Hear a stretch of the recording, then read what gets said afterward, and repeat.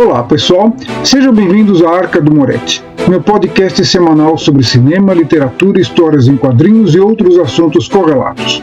Neste episódio nós vamos continuar a nossa conversa sobre os primórdios de Star Trek, Jornada nas Estrelas, a icônica série de ficção científica.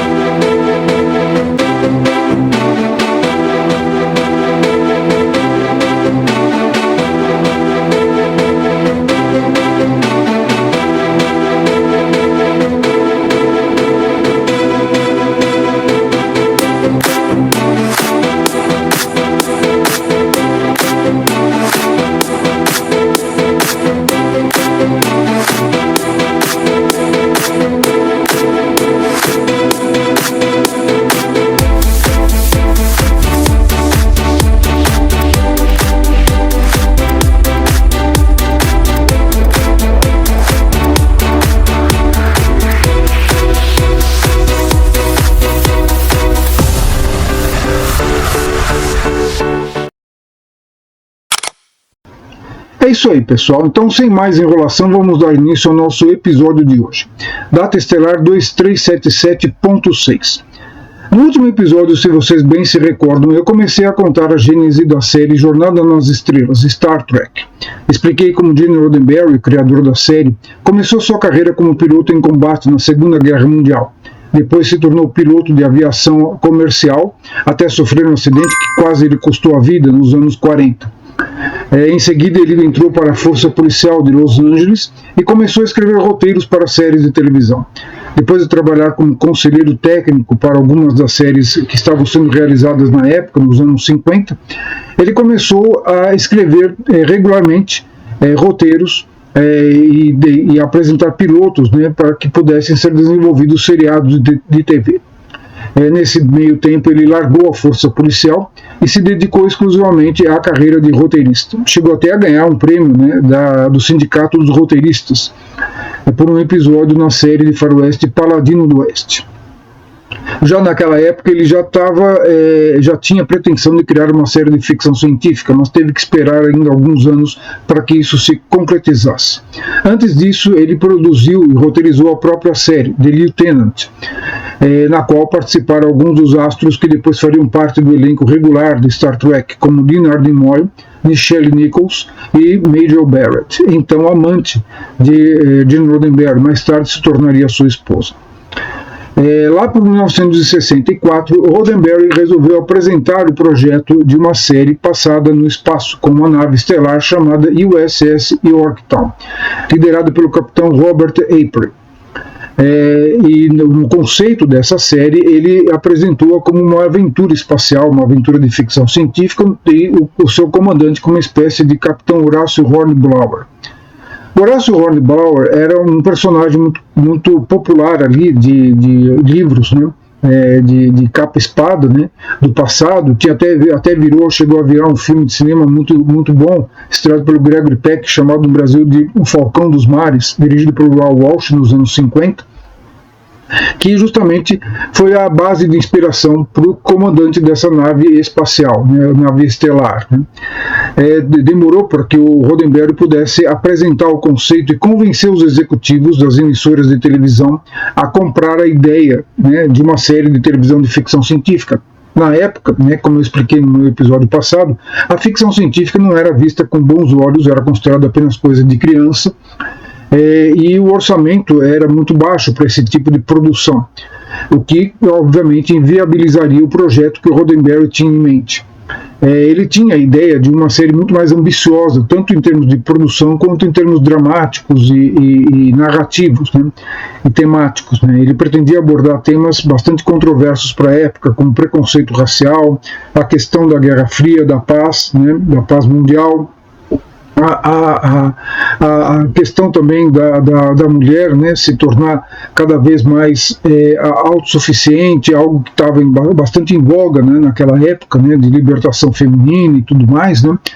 Então eram temas que estavam ali em voga, né, e que ele pretendia abordar de forma mais ou menos, vamos dizer assim, metafórica, né, usando a ficção científica como meio, como recurso.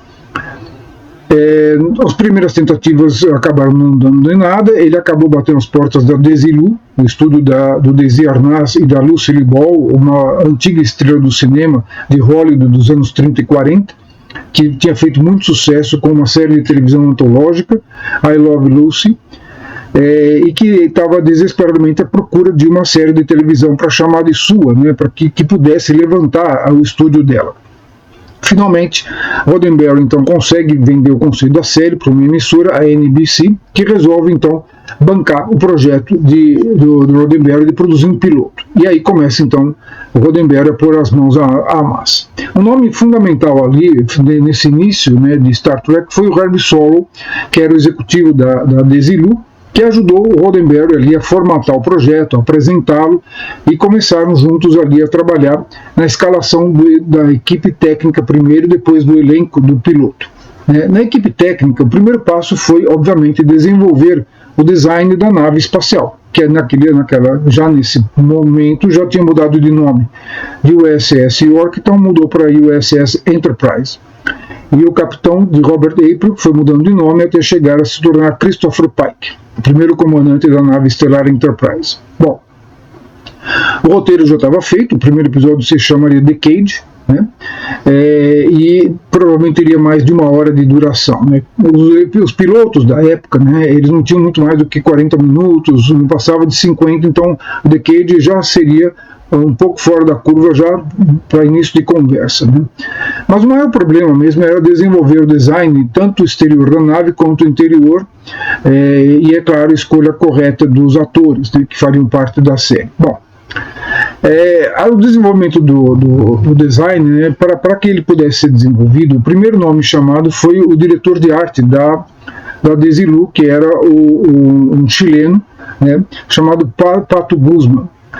Só que ele não ficou muito tempo ali no desenvolvimento dos conceitos da série, não. Logo ele foi embora para o Chile, ele voltou para o país dele, e no final a responsabilidade, né, por desenvolver e criar o visual da nave, né, da Enterprise, ficou a cargo do assistente de arte, que se tornaria diretor de arte, Walter M. Jeffries, ou Matt Jeffries. Mais tarde a série iria fazer uma homenagem a ele, criando o tubo de Jeffries, que era uma homenagem a esse desenhista de produção, né? Então ele começa a bolar a arte, ele já tinha uma certa experiência com projetos aeronáuticos, ele tinha uma certa expertise nesse assunto. E o Jeffries começa então, ele se mune de várias ilustrações e conceitos que inclusive estavam sendo usados por companhias como a Boeing e a Douglas Aircraft e outras empresas de aviação aeronáutica na época, para desenvolver projetos futuros de naves espaciais. O Roddenberry, logo de início, ele determinou para o Jeffries o seguinte: olha, faça você o que fizer, o que eu não quero, o que eu absolutamente não quero, é foguetes no estilo Flash Gordon. Aqueles foguetes que soltam fumaça por trás, que eram bem mambembes, os seriados antigos do cinema do Flash Gordon, do Buck Rogers, com aquele formato de foguete bem simplista. Aquilo é o que ele não queria.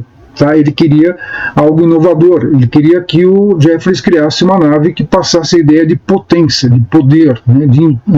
Que ela fosse imponente, né? Além de que era uma nave grande, né? Ela devia caber, na concepção original do Roddenberry, pelo menos 200 pessoas.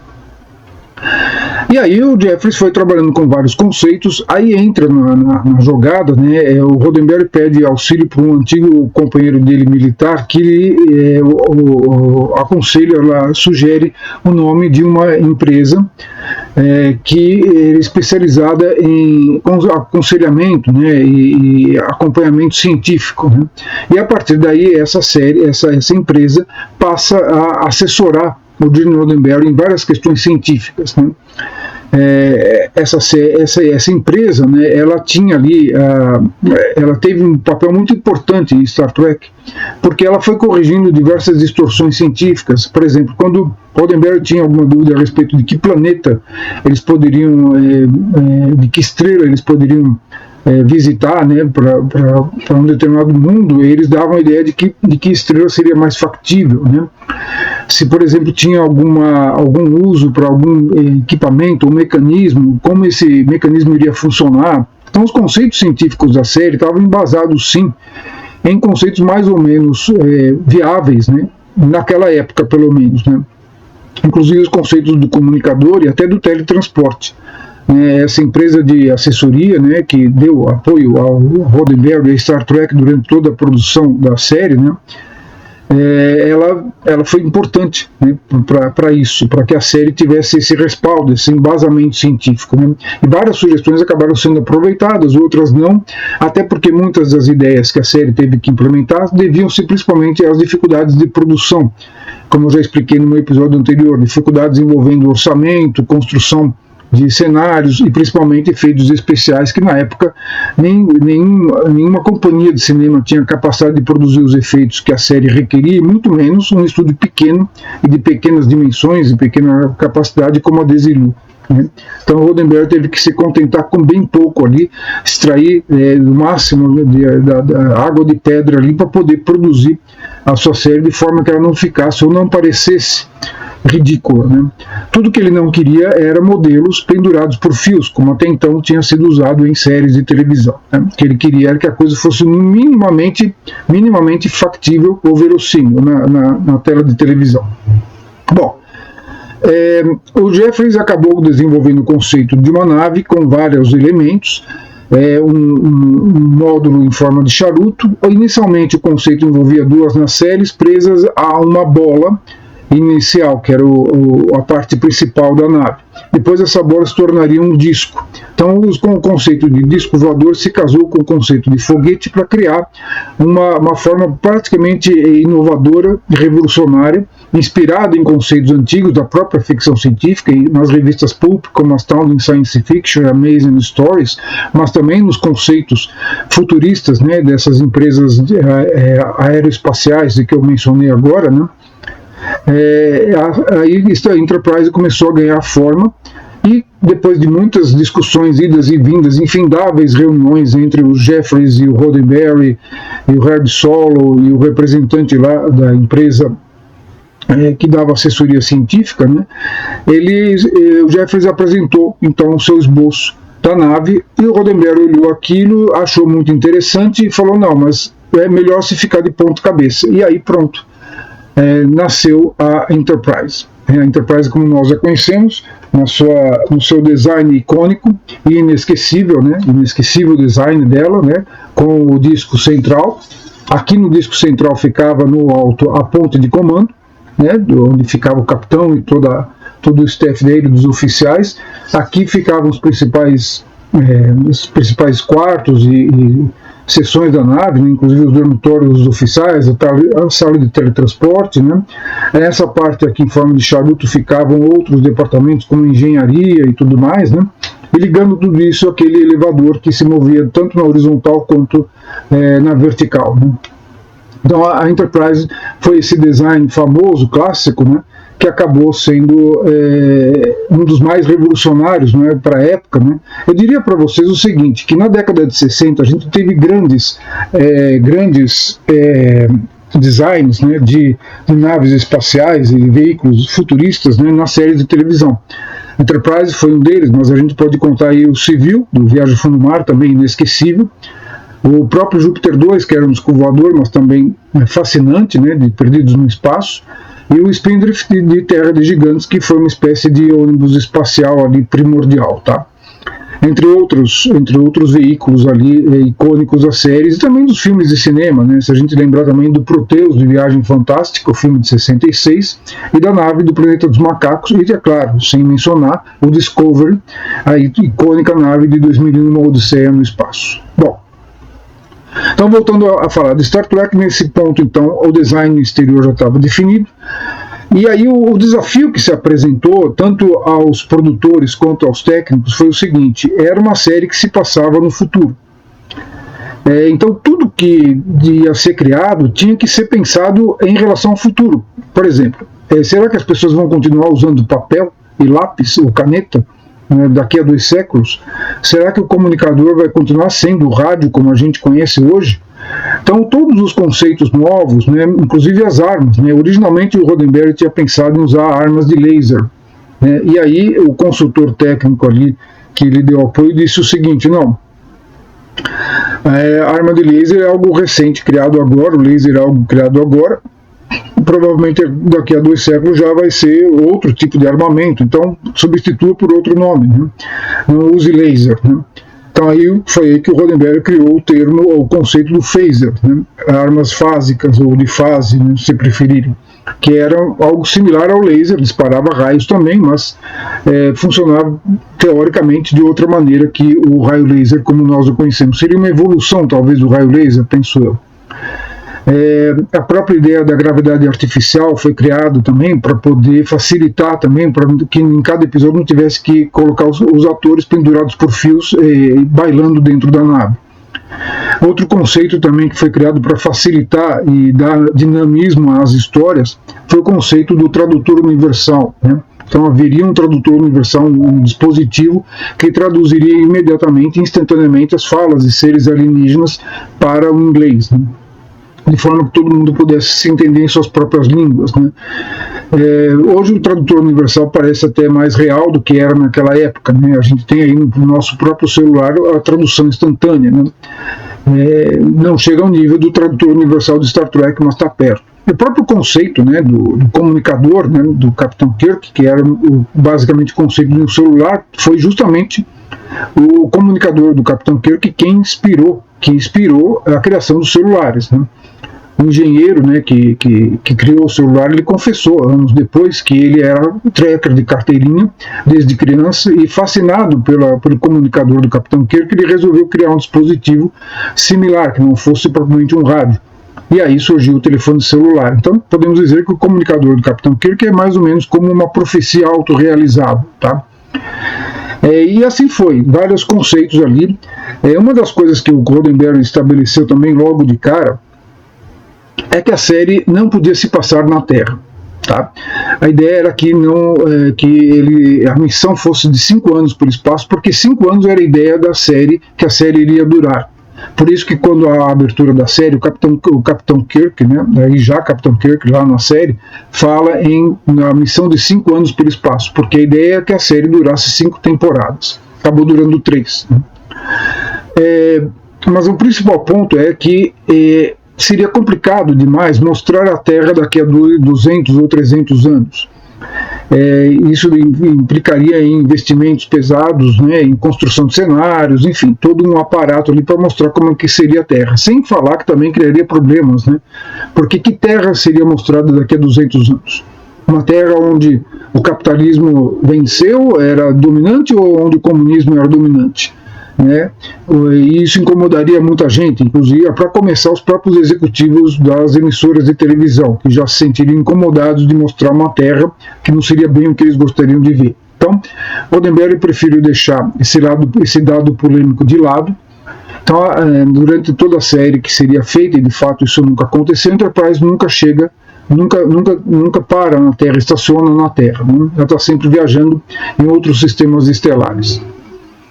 Portanto, também pensar, né, que naquela época em que Star Trek foi feito, o conceito de outros planetas, né, de planetas fora do nosso sistema solar, era apenas isso, um conceito.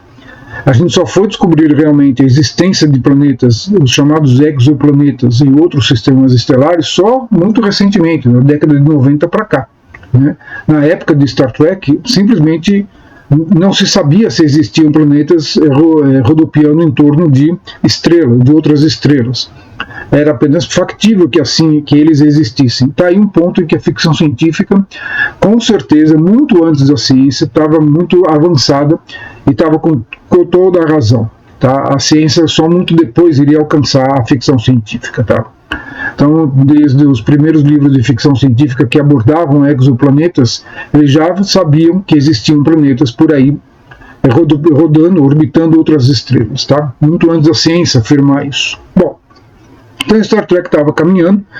Depois de feito o design, o problema então era reunir uma equipe competente, né, para criar os efeitos especiais. Eles contrataram uma firma de efeitos especiais que se encarregou de construir o modelo, conforme o design do Matt Jeffries, e filmá-lo. Só que o modelo ficou grande demais, né? O modelo que foi construído tinha cerca de 4 metros de comprimento. Para vocês terem uma ideia, era uma coisa gigantesca, né? Ele precisava ser bastante detalhado para não parecer algo mambembe, né? Para ser minimamente verossímil quando visto na televisão, tá? E também eles criaram os efeitos especiais do teletransporte. E é interessante como é que eles fizeram os efeitos do teletransporte, tá? Algo bastante simples, né? Se a gente pensar hoje, né? It said so many things to so many people about it's not always going to be this way, it will be better. That was your dad's gift. Live long and prosper, Miranda. I would say it's just as important today as it was back in the 60s when it first came out. It presents hope, and that's something we all need. Na verdade, aquele efeito era apenas pó de alumínio filmado em câmera lenta e de trás para frente. Tá? Então era isso que era o efeito do teletransporte, que é adicionado um efeito sonoro ali especial, né, meio alienígena, meio estranho, que criava aquela sensação ali cada vez que os personagens se teletransportavam de um lugar para outro. Bom, o Fred Phillips, que era o maquiador, foi encarregado de criar a maquiagem do personagem alienígena que aparece na ponte de comando, que foi o Sr. Spock. Desde o início, o Roddenberry bateu o pé que ele queria um personagem alienígena na ponte. A ideia do Roddenberry desde o começo era mostrar a união dos seres humanos dentro de uma equipe multirracial. Isso já criava problemas por si só, né? Principalmente nos estados do sul dos Estados Unidos, sempre racistas, né? Sempre avessos à ideia de que negros e brancos poderiam interagir de igual para igual, né? Ele insistia nesse ponto. Teve até um episódio, se vocês pararem para ver, ele ilustra bastante o caráter do Roddenberry nesse aspecto. No início dos anos 60, antes de ele vender a ideia de Star Trek, até antes ele produziu o The Lieutenant, a série dele militar, ele propôs uma série que se passava no Mississippi, no século XIX. Em um barco que navegava pelo rio Mississippi. Só que aí, quando ele ouviu os produtores da série lá falarem que tudo bem, mas a série não poderia ter atores negros nem como principais, nem como coadjuvantes, ele simplesmente quebrou o maior pau e falou: eu não vou fazer isso, e caiu fora. Ele se recusou a aceitar uma infâmia dessa, porque ele sabia muito bem que isso era ofensivo, né, e não tinha nada a ver. Não tinha nada a ver uma série que se passa no Mississippi no século XIX não ter nenhum ator, nenhum personagem negro, nem entre os principais, nem entre os coadjuvantes. Então, aí está um episódio que, para mim, ilustra bastante o pensamento, né, e o caráter do Roddenberry. E, novamente, ele se deparou com esse mesmo problema quando ele começou a desenvolver Star Trek. Os executivos meio que torciam o nariz para essa ideia de uma tripulação multirracial. Mas o Roddenberry bateu o pé e falou que não teria sentido fazer Star Trek sem isso, porque a ideia de Star Trek, o conceito por trás de Star Trek é exatamente esse, de que no futuro, daqui a 2 séculos, a humanidade teria finalmente superado as suas divergências infantis, os seus preconceitos ridículos, e finalmente se unido numa única vamos dizer assim, única espécie, né, para poder conquistar, abrir novos horizontes, desbravar novas possibilidades, novos territórios. Era essa ideia por trás de Star Trek, uma ideia de esperança de que a humanidade, que naquela época que a série foi feita estava se digladiando, não podemos nos esquecer de um fato, que os movimentos pelos direitos civis dos negros norte-americanos estavam ali a toda naquela época, com embates furiosos entre grupos de negros, de ativistas negros e policiais brancos, né, e racistas, movimentos racistas também ali tentando impedir o avanço dos movimentos civis dos negros nos Estados Unidos. Fazia todo sentido que o Roddenberry criasse uma série que justamente tocasse o dedo na ferida e ainda a cutucasse fundo, que era justamente mostrar que no futuro essas divergências, essas diferenças estariam definitivamente enterradas e sepultadas, né? Que o preconceito já não existiria de nenhuma espécie, nem entre etnias, nem sexual, nem em gêneros, nem em nada, nem em religião, nem nada, nem diferença de espécie alguma. E o Sr. Spock, o Vulcano, representava justamente um ser diferente, que era integrado na tripulação da nave. A ideia original do Roddenberry era até colocar outros seres alienígenas, mas isso custaria muito caro, acabaria envolvendo mais despesas, então ele ficou apenas com um personagem alienígena ali na ponta de comando. Mas a ideia original era ter mais. Mais tarde, nos seriados derivados de Star Trek, isso acabou se concretizando. Tá? Bom, e seguindo essa mesma ideia, né, o Roddenberry insistiu também para que uma mulher tivesse um papel de destaque, né, na série. Ele sabia que daqui a 200 ou 300 anos é inevitável imaginar que as mulheres vão ter o seu devido papel de destaque em pé de igualdade aos homens, né?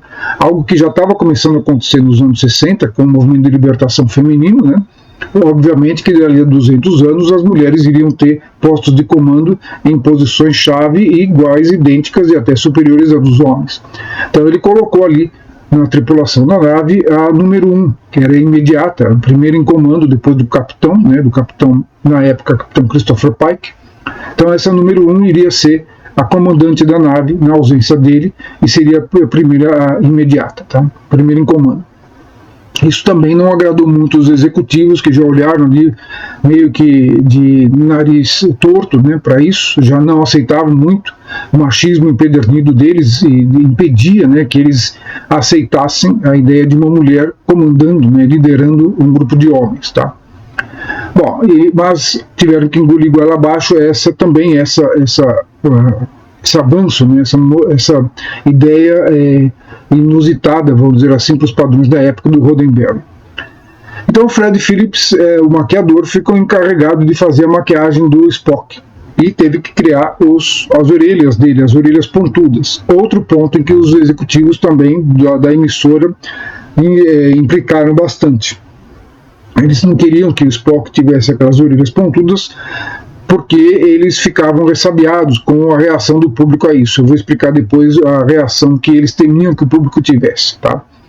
Mas o Roddenberry insistiu, Fred Phillips teve que criar as tais orelhas, as famosas orelhas, que depois se tornariam a marca registrada da série, como todos sabemos, né? Só que no começo elas não funcionavam muito bem, né? Elas de diversos tamanhos, pareciam orelhas de duende, ou então parecia uma orelha de coelho, ficavam coisas esquisitas, né? E quando faltavam poucos dias ali para o começo do episódio ser filmado, o Fred Phillips pediu ajuda para o John Chambers. John Chambers era o maquiador-chefe da 20th Century Fox, que depois se tornaria famoso por fazer a maquiagem dos macacos no Planeta dos Macacos, né?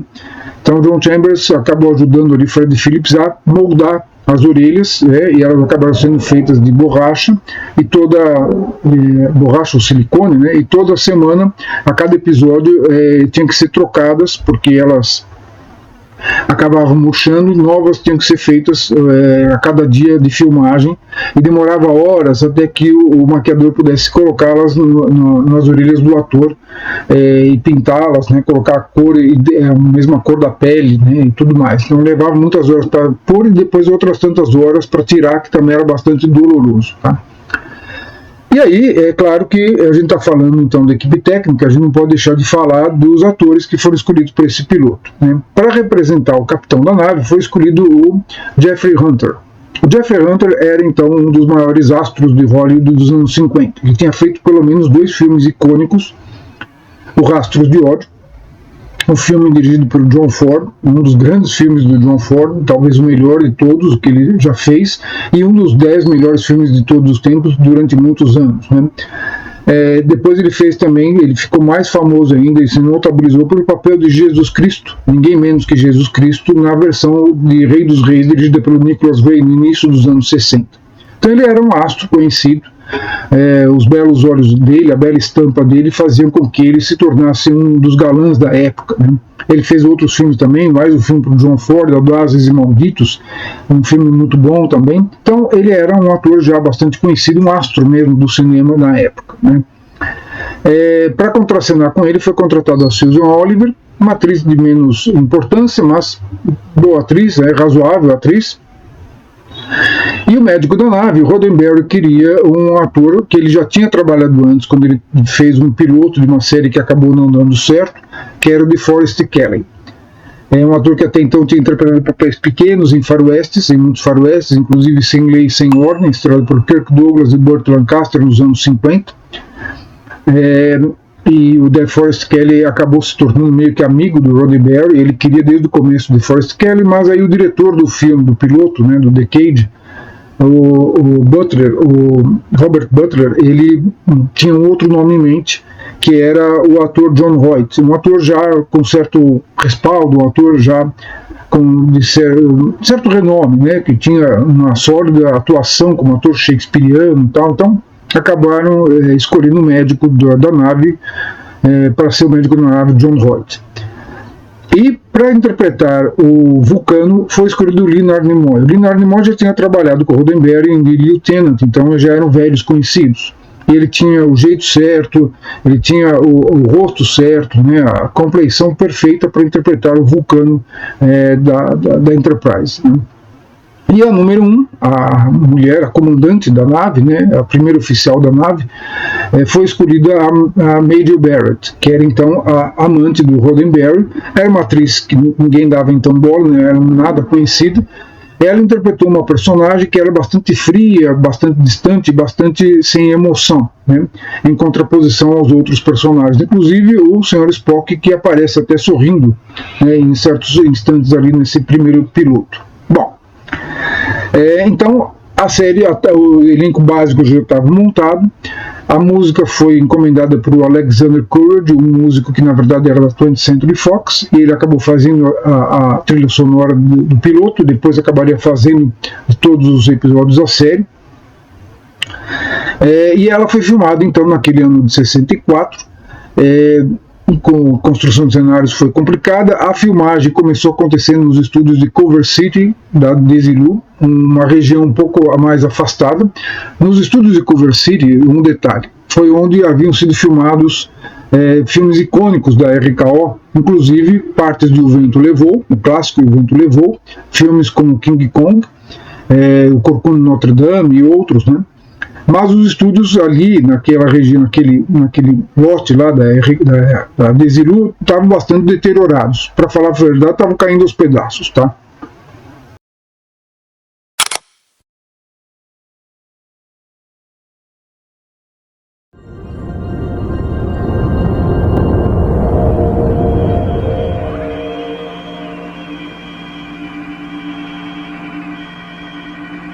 Check the circuit. All operating, sir. Can't be the screen then.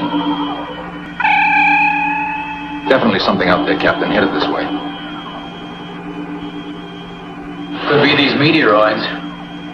No, it's something else. There's still something out there. E tinha um problema agravante, né? O cenário da ponte de comando e dos principais cômodos, o quarto do capitão e tal, foram construídos ao lado dos banheiros, né? Então, cada vez que alguém entrava lá no banheiro, dava descarga, né, o barulho acabava incomodando, atrapalhando as filmagens. Tinham que parar e filmar tudo de novo por causa do barulho da descarga sendo dada, né, nos banheiros. Então esse era um problema. Além desse problema, no teto ali do estúdio, no telhado, havia um ninho de pombos. Então os pombos arrulhavam a todo momento, também criavam um barulho desnecessário e incômodo que interrompeu várias vezes as filmagens.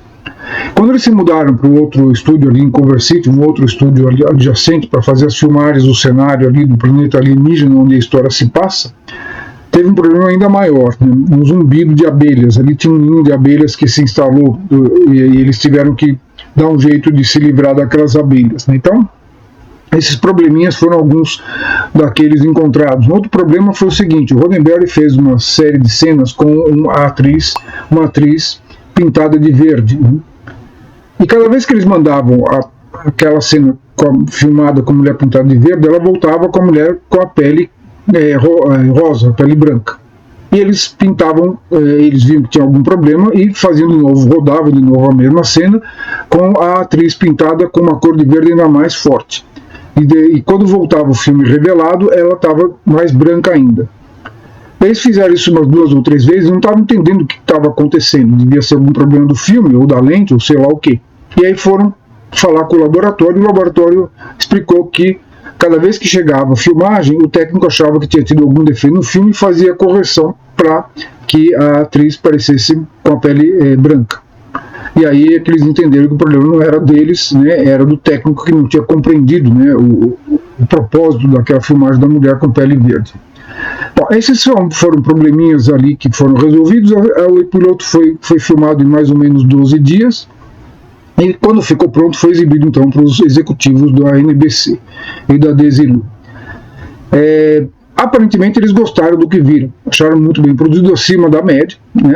Só que a série só que eles falaram a frase famosa, né? Uma frase famosa que todo executivo usava, né, na televisão quando queria descartar um possível piloto. É muito boa, mas é muito boa para a televisão. O que quer dizer isso? Que nós não vamos produzir. E foi mais ou menos o que eles quiseram dar a entender, que o piloto tinha sido muito bem feito, a história era muito interessante, os personagens, os efeitos especiais eram impressionantes e tudo mais, mas que eles achavam que tinha problemas naquele piloto. E aí o Roddenberry e o Herb Solow começaram a pressionar os executivos para entender o que eles queriam que mudasse, e tentar pedir algo que nunca tinha sido feito na televisão até então. Isso nunca tinha sido feito. A realização de um segundo piloto. Depois de muita conversa, muita discussão, eles conseguiram convencer os executivos a encomendar um segundo piloto, coisa que era inédita. Até então, nenhum seriado de piloto de televisão tinha tido uma segunda chance. Normalmente, se o piloto era rejeitado, esquece, a ideia era engavetada e nunca mais se ouvia falar daquele projeto. Então foi dado o sinal verde para se fazer um segundo piloto.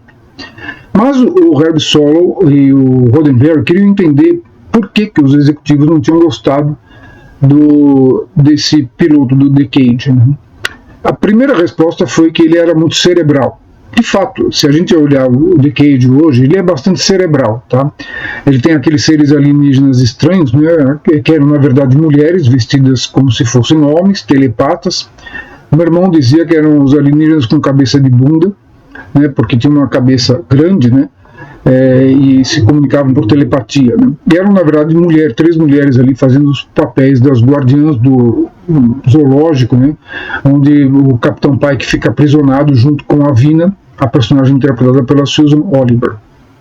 Bom, então era muito diferente da proposta original do Roddenberry mesmo. O Roddenberry tinha falado de uma série de aventura e ação mesclada à ficção científica, e o que ele entregou foi uma série muito racional, né, muito assim cerebral. Segundo ponto, eles não gostaram do papel da mulher. Como eu disse, né, aquilo tinha incomodado eles. Eles queriam que eles não gostaram primeiro da atriz. A Majel Barrett, de fato, também, nesse ponto eles estavam certos. A Majel Barrett não era uma atriz de grande presença cênica, ela não tinha uma experiência dramática tão assim desenvolvida a ponto de poder carregar nas costas um papel tão importante ali de destaque.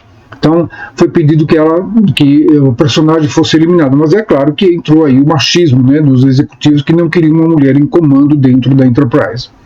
Então acabou a personagem da número 1, né, da imediata, primeiro oficial, foi eliminado, né, para esse segundo piloto. A Majel Barrett continuou na série, ela acabou entrando como enfermeira, a Chapel, que acabaria auxiliando o Dr. McCoy na série regular, tá? Então ela permaneceu ali. Nessa altura do campeonato, quando a série começa, ela e o Roddenberry já se tornaram o marido e mulher, né, já não eram mais amantes, ele já tinha se separado da primeira mulher e casado com ela. E principalmente eles implicaram muito com o Spock. Eles não queriam a figura do Spock porque temiam que os espectadores, principalmente do cinturão da Bíblia, né, nos Estados Unidos você sabe que tem a região dos evangélicos, dos religiosos ali, o cinturão bíblico, como é chamado, né, eles iriam implicar com a figura de um personagem que parecia o próprio diabo, com as orelhas pontudas, né, e aquelas sobrancelhas também erguidas, né. Porque queriam mudar o personagem, torná-lo humanizado, ou simplesmente eliminá-lo. Roddenberry se negou, bateu o pé e disse que não, que o Spock ia permanecer. Aliás, eu não expliquei, né, mas pouco antes da filmagem do piloto, né, enquanto ainda estavam sendo testadas as orelhas do Leonard Nimoy, o Leonard Nimoy foi até a sala do Roddenberry bastante aborrecido, porque estavam rindo da cara dele cada vez que ele aparecia com aquelas orelhas mal feitas, né, só quase no dia de iniciar as filmagens é que acertaram o ponto de como as orelhas iriam ficar. E o Leonard Nimoy foi ali muito aborrecido, dizer que ele pretendia ter uma carreira séria, né, dramática, futura. Ele não queria ficar marcado como um personagem extravagante, um personagem que era um freak que é uma aberração, né? E praticamente ele estava pedindo para ser desligado do projeto, né? Ele queria cair fora antes de ser feito o piloto. E isso faltando o quê? 3 ou 4 dias para o início das filmagens do piloto. E o Roddenberry ficou meio desesperado com isso e falou pro Leonard Nimoy, garantiu para ele que não, que era importante a presença dele, a manutenção dele no elenco, e que se depois que a série fosse aprovada, e depois de alguns episódios ele continuasse se sentindo desconfortável, ele daria um jeito de inventar, bolar alguma desculpa para que as orelhas desaparecessem no meio da série. O próprio Leonard Nimoy acabou achando aquilo muito engraçado e acabou caindo na gargalhada, e assim ele aceitou as orelhas, e no final o resto a gente sabe a história, né? Sem as orelhas a gente hoje então nem saberia quem foi Leonard Nimoy, né? Então ele foi o Spock, e sem as orelhas ele talvez não teria tido o sucesso que ele teve em sua carreira, né? Bom, então o Roddenberry nessa altura do campeonato bateu o pé firme e garantiu que o Spock permaneceria sim no elenco da nave, agora como primeiro oficial. No segundo piloto ele ainda era tenente, no decorrer da série, então na série regular ele se tornaria o primeiro oficial de ciências na ponte de comando. Enterprise log, Captain James Kirk commanding. We are leaving that vast cloud of stars and planets which we call our galaxy. Behind us, Earth, Mars, Venus, even our sun are specks of dust. A question. What is out there in the black void beyond?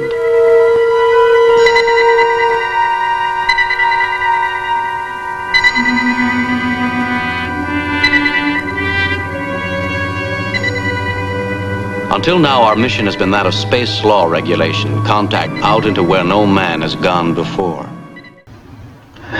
O segundo episódio, para o segundo piloto, o Roddenberry desenvolveu três roteiros, tá?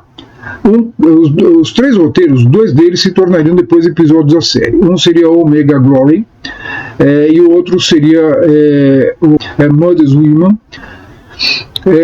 E o terceiro foi um roteiro desenvolvido por Sam Peoples, que era um escritor de ficção científica, que conhecia muito outros escritores de ficção científica, tinha um certo renome na área, era amigo pessoal do Isaac Asimov, do Robert A. Heinlein e outros nomes importantes, Theodore Sturgeon, e poderia contribuir muito futuramente, se a série realmente viesse a ser aprovada, para trazer para a série alguns desses nomes conceituados da ficção científica, o que daria embasamento para a série ainda maior, né?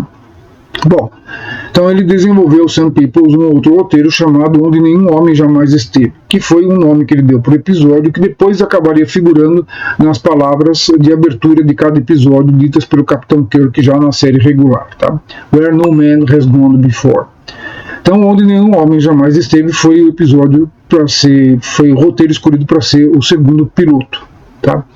E outra modificação nesse segundo piloto foi a inclusão de 2 personagens que acabariam se tornando personagens regulares na série. Um engenheiro-chefe, que eles queriam uma figura meio assim extravagante, né, meio assim emocional, sentimental, de temperamento forte, e escolheram o Montgomery Scott, e para interpretar escolheram um ator canadense chamado James Doohan. Durante muito tempo, James Doohan ficou durante algum tempo se decidiu se o James Doohan seria, o papel dele seria o do chefe de engenharia ou do capitão da nave mesmo, né? Para o capitão da nave, eles queriam chamar de novo o Christopher Pike, o Jeffrey Hunter, que fez o Christopher Pike. Só que aí, quando eles estavam numa reunião, eles prepararam uma reunião para exibir o piloto de Cage, e esperaram que o Jeffrey Hunter aparecesse. E o Jeffrey Hunter não apareceu. Demorou um tempão até que a mulher dele apareceu. E a mulher dele, então, se reuniu ali com o Red Solo e o Gene Roddenberry, e o Robert Gilstman, que até então era o assistente de direção, que depois se tornaria assistente de produção, um dos nomes chaves de Star Trek, e a secretária do Roddenberry, que também era uma figura-chave, que depois vai se tornar um ponto importantíssimo dos pilares de Star Trek, que é a Dorothy Fontana, ou como é conhecido pelos fãs, a DC Fontana, já vou falar dela. Então a mulher do Jeffrey Hunter se reuniu com eles e disse o seguinte, que o Jeffrey Hunter não queria mais fazer a série, né? tinha considerado que ela estava aquém do seu talento, ele era afinal um astro de cinema, e fazer uma série daquelas, participar de uma série daquelas seria desonroso para ele, como astro de cinema que era. Então ele não iria participar do segundo piloto, e mesmo se a série se transformasse numa série regular, se fosse aprovada, ele não queria nada com aquilo, deu boa sorte e foi embora. E aí eles tiveram que procurar um novo capitão. Nessa altura do campeonato, o nome do capitão já não podia mais ser Pike, e aí resolveram mudar para outro nome. E vários nomes foram propostos, né? E um deles era o capitão James T. Kirk. Numa das séries, num dos pilotos de séries anteriores que o Roddenberry tinha desenvolvido, ele já tinha pensado no nome de James T. não sei o que. Então ele juntou esses nomes e criou James Tiberius Kirk. Mas para interpretá-lo, né, eles precisavam de um novo ator. E aí foram procurar um nome que fosse interessante. Um dos nomes propostos foi do Robert Conrad. O Robert Conrad, na época, estava assumindo o papel de James West, na famosa série James West, que foi produzida concomitantemente a Star Trek, né, naquele mesmo período. E aí eles acabaram encontrando o nome do William Shatner, um ator canadense também, como James Doohan, um ator que já tinha feito algumas coisas interessantes. Ele tinha estrelado um filme dirigido por Roger Corman, O Estranho, um filme muito interessante, com uma interpretação muito boa. Ele tinha trabalhado no cinema também em dois filmes muito importantes, que foi O Julgamento Nuremberg, do Stanley Kramer, nos anos 50, em que ele faz lá um assistente judicial ali, do juiz, interpretado por Spencer Tracy. E depois ele fez também um papel de um dos irmãos Karamazov no filme Os Irmãos Karamazov, né, co-estrelado pelo Will Brynner. E aliás, o companheiro dele nesse elenco é Richard Basehart, que depois se tornaria o famoso Almirante Nelson de Viagem ao Fundo do Mar. William Shatner também tinha feito alguns episódios de televisão para além da imaginação, principalmente o episódio icônico do Pesadelo 10 mil pés de altura, no qual ele faz o papel de um passageiro de um avião que olha pela janela do avião um gremlin destruindo o motor ali do avião e que pode provocar um acidente aéreo. E também ele participou de um episódio de uma outra série de ficção científica, né, e terror e fantasia da época, que rivalizava com a Além da Imaginação, chamado Quinta Dimensão, na qual ele faz justamente um astronauta que se depara no espaço dentro da sua cápsula com um alienígena ali que invade a mente dele e tal. Então William Shatner acabou sendo escolhido, foi a melhor escolha que eles podiam fazer, né? Robert Conrad não ficaria ruim no papel, se a gente parar para pensar, né, ele até tinha o físico de role para ser um bom Capitão Kirk, mas já tinha se comprometido com James West e acabou sendo então deixado de lado, e o William Shatner fez história, tá?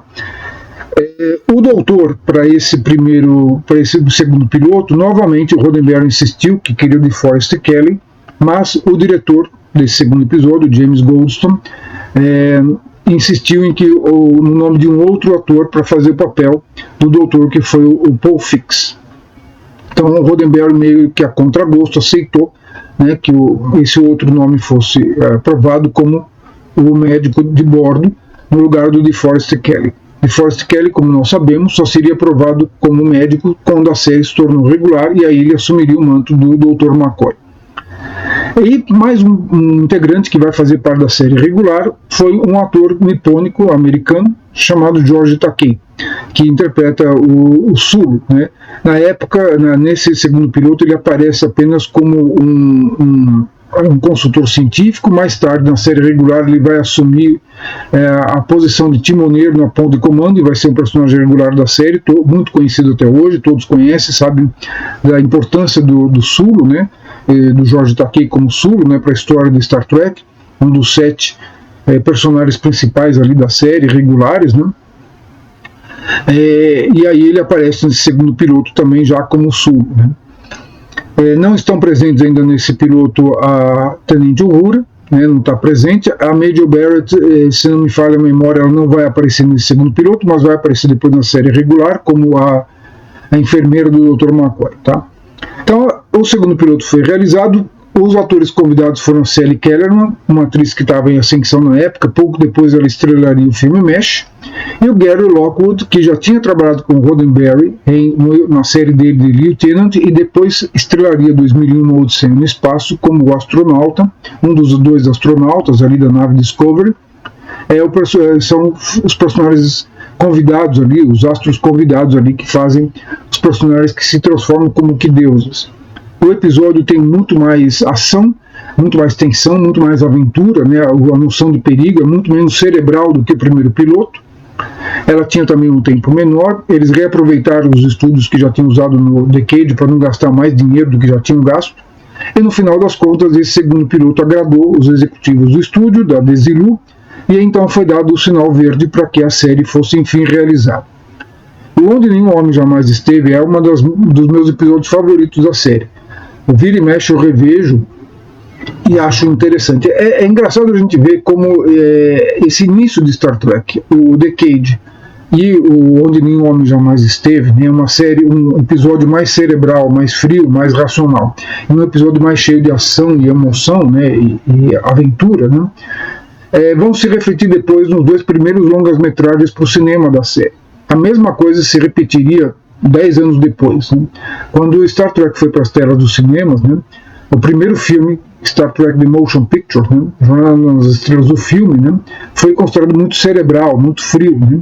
E quase foi um fracasso retumbante nas bilheterias. E o segundo, A Ira de Khan, Jornada nas Estrelas 2, A Ira de Khan, foi um sucesso justamente porque era um filme cheio de ação e aventura. E essa mesma dinâmica aí já começa a acontecer, já começou a acontecer ali no início de Star Trek. Bom, então foi dado o pontapé inicial e a série então começou a ser produzida regularmente para ir ao ar em 1966. Mas isso, meus caros, é a história que a gente vai contar no nosso próximo episódio do podcast A Arca do Moretti. Espero que vocês tenham gostado deste episódio de A Arca do Moretti, pessoal. Não esqueça de dar o seu like e se inscrever no canal para saber das novidades. Na próxima semana vamos contar a história da série regular de Star Trek, Jornada nas Estrelas, seus desdobramentos e suas consequências na história da ficção científica televisiva. Até lá então, pessoal!